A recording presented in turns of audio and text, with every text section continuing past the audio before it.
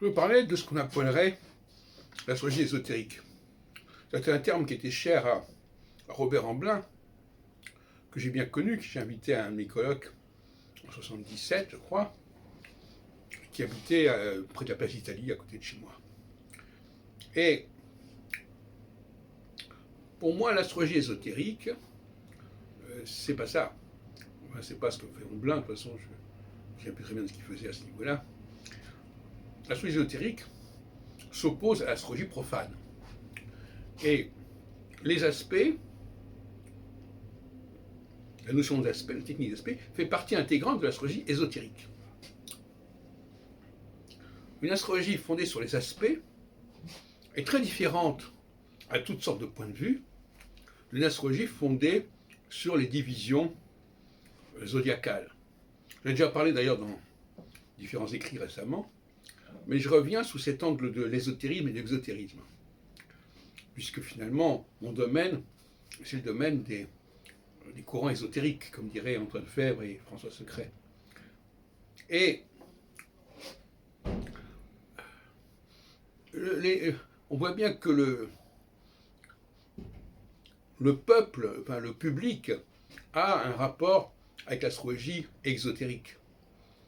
C'est-à-dire, par exemple, naître sous tel signe, c'est l'astrologie exotérique, qui n'exige pas de connaissance du mouvement des planètes, finalement. Il suffit de savoir que le Soleil à la naissance était dans tel signe.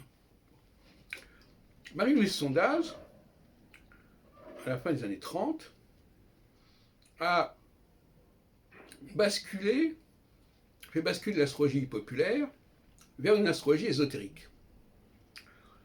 Si on admet que par astrologie ésotérique, les transits font partie de l'astrologie ésotérique. Ce qui veut dire que pour l'astrologie ésotérique, ce que les Hébreux appellent le sod, le secret, parce qu'il y a plusieurs niveaux de lecture. Il y a la lecture pashut, le pshat, la lecture au premier degré, et puis il y a des degrés différents de lecture, et la lecture la plus puissante, c'est la lecture du sod, la lecture du secret. Donc, secret, l'ésotérisme, ça veut dire secret. Ce qui est à l'intérieur, ce qui est resté à l'intérieur. L'exotérique, c'est ce qui est à l'extérieur. Et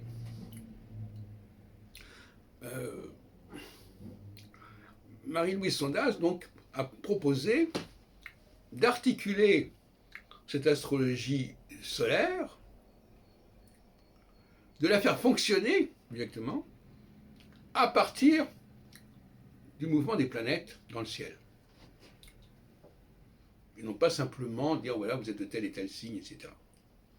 Et inversement, elle a proposé de ne pas simplement regarder ce qui est dans le ciel, mais de le connecter avec le signe solaire.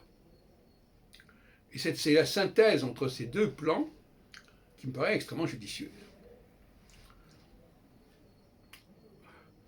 Ces deux plans, s'ils ne sont pas connectés, sont l'un comme l'autre impuissants et inefficaces. Donc, elle a, avec les aspects, puisque finalement, l'astrologie que revendique Sondaz, c'est l'astrologie des aspects. Ce sont les aspects au soleil natal qui permettent de faire des prévisions. Mais ce n'est pas une typologie zodiacale.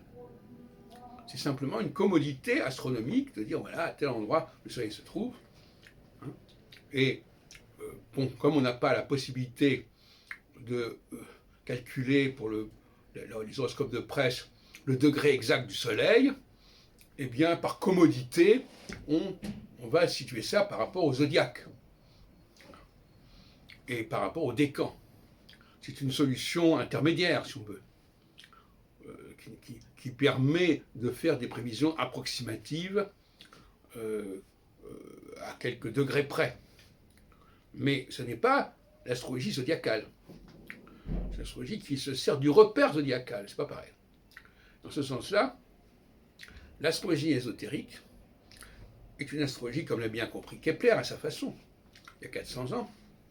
L'astrologie ésotérique est une astrologie qui va regarder le mouvement des planètes, le mouvement des astres, qui va le regarder et va étudier les connexions que les planètes entretiennent, sinon entre elles, du moins avec les étoiles fixes. Et là encore, ce n'est pas par rapport à une théorie sur la signification et la symbolique des étoiles fixes, pas du tout.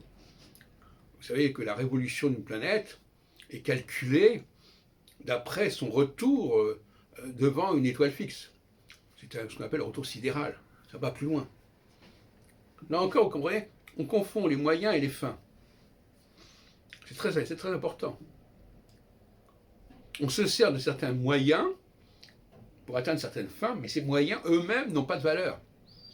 Ils sont relatifs à la fin en question.